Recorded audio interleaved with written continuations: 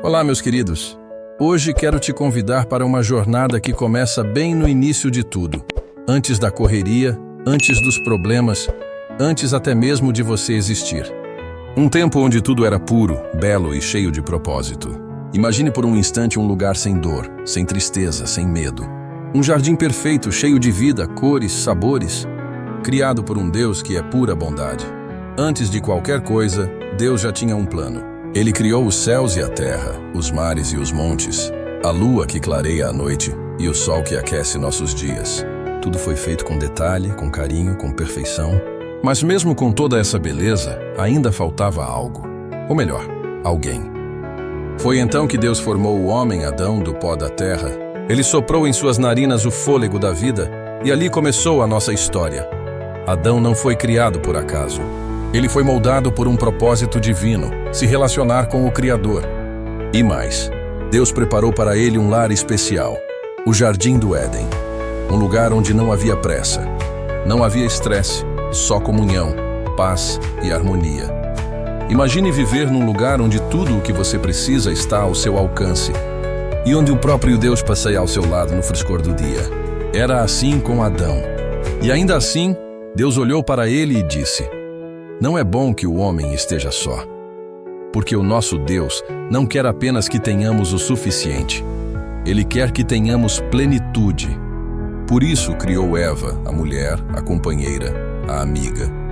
Esse é o começo de uma história que fala sobre amor, escolha, liberdade e redenção. Mas calma, ainda tem muito por vir. Comente abaixo. Glória a Deus por esse amor que nos alcança desde o princípio. Adão e Eva viviam em perfeita harmonia naquele paraíso. O Jardim do Éden era mais do que um lugar bonito. Era um reflexo do cuidado e do amor de Deus. Árvores frutíferas, flores de todas as cores, rios cristalinos.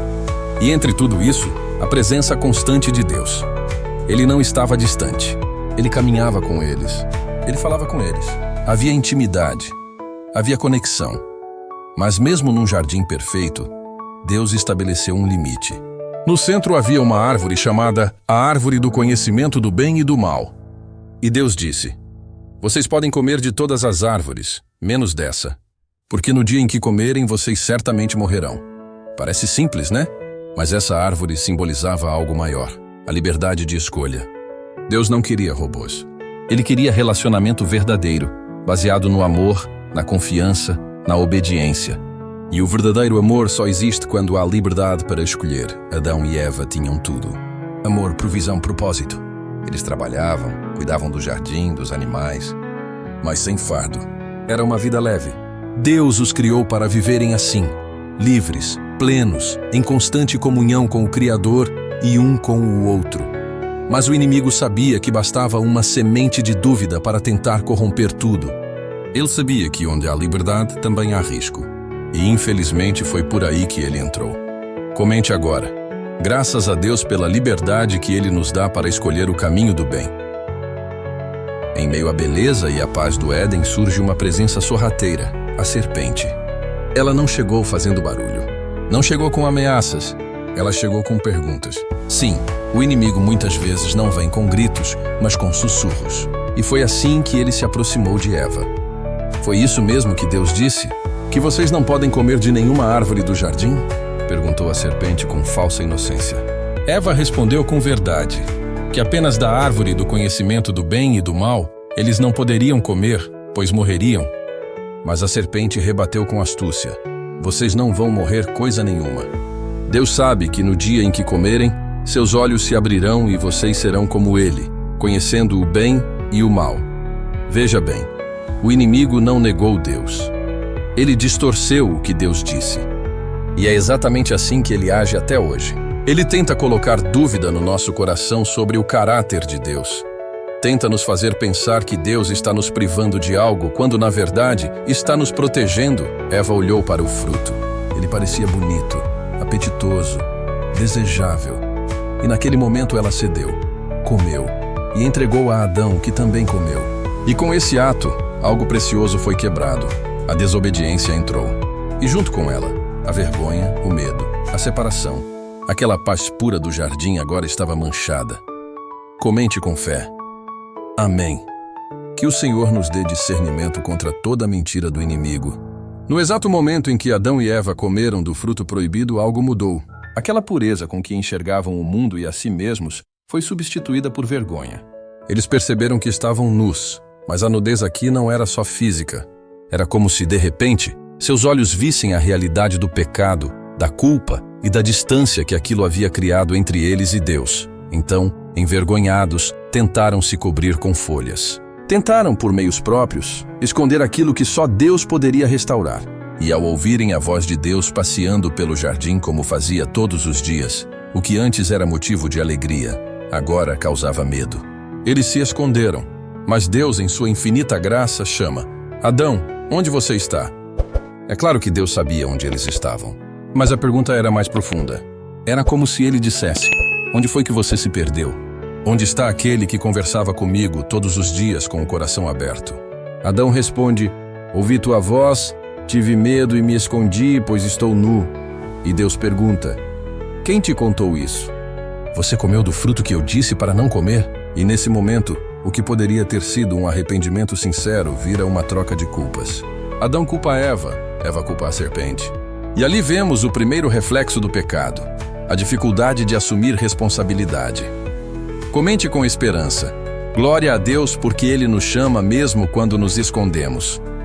A resposta de Deus não veio com raiva descontrolada, mas com justiça e tristeza. O pecado havia entrado no mundo e o mundo jamais seria o mesmo.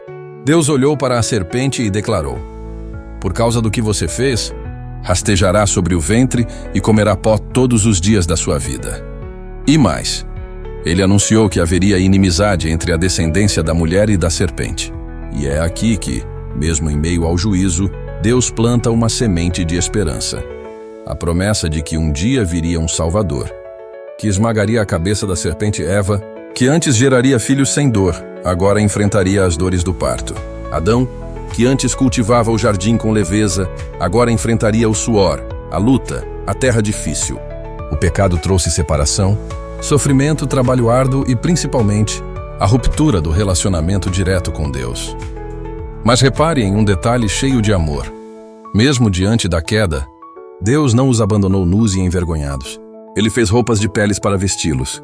Isso significa que um sacrifício foi feito. Alguém teve que morrer para que eles fossem cobertos. Um sinal lá no início do que Jesus faria por nós muito tempo depois. Mesmo ao expulsá-los do Éden, Deus agiu com misericórdia. Ele não destruiu Adão e Eva. Ele os permitiu viver, formar família, começar a escrever a história da humanidade, porque o plano dele ainda não havia sido anulado. Comente com fé: graças a Deus pela sua misericórdia que cobre até nossas falhas. Expulsos do jardim do Éden, Adão e Eva deram início a uma nova vida. Agora em um mundo marcado por esforço, dor e distanciamento espiritual. O que antes era abundância natural passou a exigir trabalho duro. Adão teve que plantar, suar, lutar com a terra para colher seu alimento. Eva enfrentou as dores da maternidade e os desafios de criar filhos num mundo que já não refletia mais a perfeição de Deus. Mas mesmo nesse novo cenário, Deus não os abandonou. Ele continuava presente, observando, guiando, se revelando aos poucos. E ainda que o pecado tivesse criado uma distância, Deus já estava colocando em movimento seu plano de redenção. É importante perceber que o erro de Adão e Eva não trouxe consequências apenas para eles. Toda a humanidade passou a sentir os efeitos do pecado. Medo, inveja, dor, morte. O mundo agora estava ferido. Um vazio tomou conta do coração do ser humano. Um vazio que nada terreno poderia preencher. Nem sucesso, nem riqueza, nem conhecimento. Só Deus poderia preencher de novo esse espaço. Esse vazio se tornou parte da nossa natureza. A saudade do Éden, da comunhão pura com o Criador, ficou gravada na alma humana. É por isso que, mesmo sem perceber, tantas pessoas vivem em busca de algo que nem sabem nomear. Esse algo é Deus, é a presença dele. É o relacionamento perdido que só pode ser restaurado por meio de Jesus. Comente com esperança. Amém. Que eu jamais me acostume a viver longe da presença de Deus. Mesmo com toda a dor causada pela queda, Deus nunca desistiu da humanidade. Desde os primeiros momentos fora do Éden, Ele começou a revelar sua promessa. Alguém viria para consertar o que foi quebrado. Um Salvador que não apenas perdoaria os pecados, mas também restauraria o relacionamento perdido com o Pai. Ao longo dos séculos, essa promessa ecoou entre os profetas, nas histórias do povo de Israel, nas alianças e nos sinais que apontavam para algo maior. Era como se o céu repetisse: eu voltarei a caminhar com vocês. Eu restaurarei tudo. E então, no tempo certo, essa promessa se fez carne. Jesus veio ao mundo. O Filho de Deus deixou sua glória e nasceu como homem. Viveu entre nós, ensinou, curou, amou e, finalmente, se entregou. Ele foi o sacrifício perfeito. Assim como Deus havia feito peles para cobrir Adão e Eva, agora ele oferecia seu próprio Filho para cobrir o nosso pecado. Jesus não apenas morreu, ele ressuscitou. E com isso ele quebrou o poder da morte, da culpa, da vergonha. Ele nos deu um novo começo, um caminho de volta ao Pai. Um convite para mais uma vez andar com Deus. A história do Éden não termina com a expulsão. Ela aponta para um retorno, um novo jardim, uma nova aliança, um novo coração. Comente com alegria. Glória a Jesus que nos resgatou e nos deu vida nova. Com a vinda de Jesus, aquilo que foi perdido lá no Éden começou a ser restaurado, não de forma imediata no mundo físico, mas dentro do coração de cada um que crê.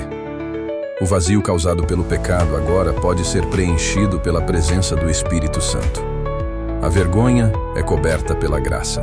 O medo é vencido pelo amor. E a separação se transforma em reconciliação. Jesus nos deu acesso ao Pai.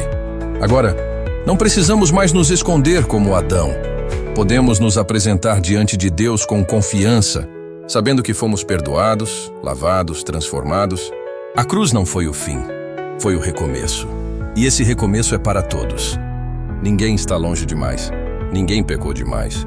A mesma voz que chamou Adão, onde você está? Hoje continua ecoando para mim e para você. Filho, filha, volte para casa. Eu ainda quero caminhar com você.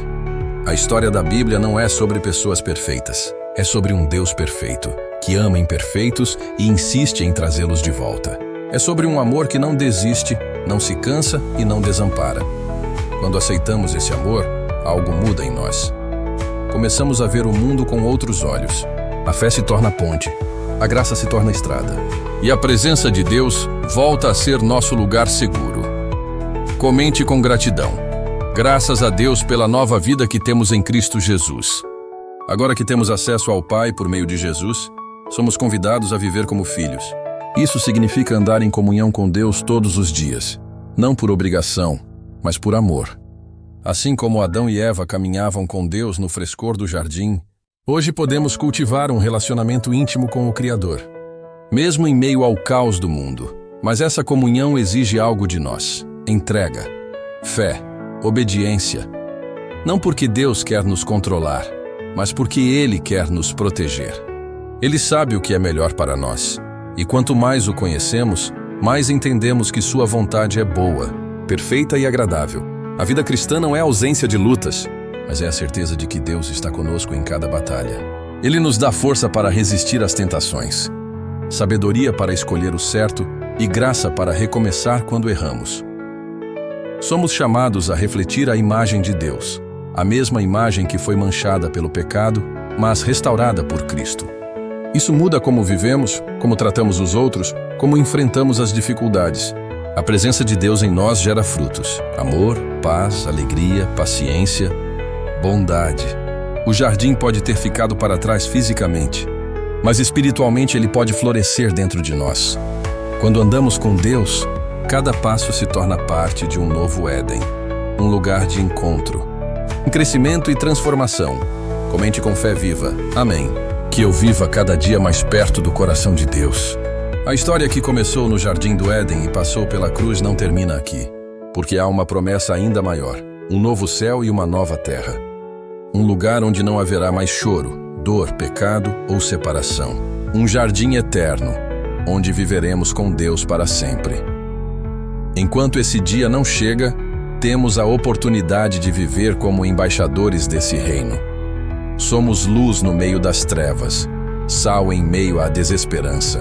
E cada decisão que tomamos com base na palavra é como plantar uma semente do céu na terra.